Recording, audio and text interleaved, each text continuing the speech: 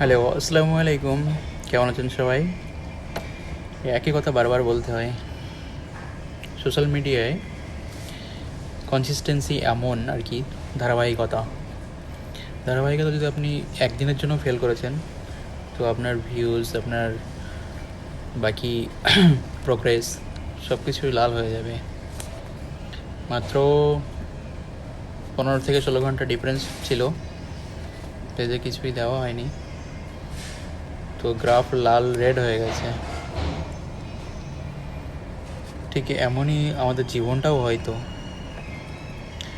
জীবনের ধারাবাহিকতাও ঠিক এমন, যে সঠিক টাইমে আপনার লাইফে যা প্রয়োজন, অবশ্যই তারও কনসিস্টেন্সি আছে, কিন্তু আমরা তো আনপাড়, মানে আমরা কিছু জানি না, ডক্টরি ফর্মুলা জানি না, সাধারণ মানুষ অনেক কিছু জানি না।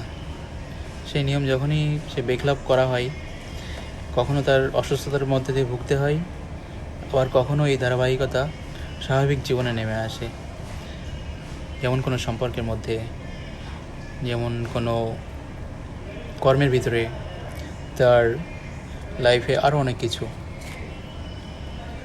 তো সোশ্যাল মিডিয়ায় এলে একটা বিষয় খুব ভালোভাবে জানা যায়, বোঝা যায় যে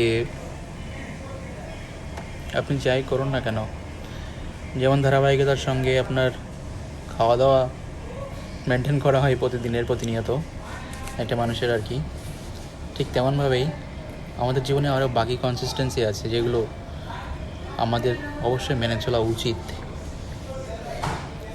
তো আস্তে আস্তে এই লাইনে এসে এটুকুই বুঝছি যে শুধু কনসিস্টেন্সি কিংবা ধারাবাহিকতা আমি ফেসবুক প্ল্যাটফর্ম কিংবা ইউটিউব প্ল্যাটফর্মে রাখলেই হবে না, সেটা সময়ের সঙ্গে সঙ্গে নিজের পরিবর্তন অবশ্যই দরকার।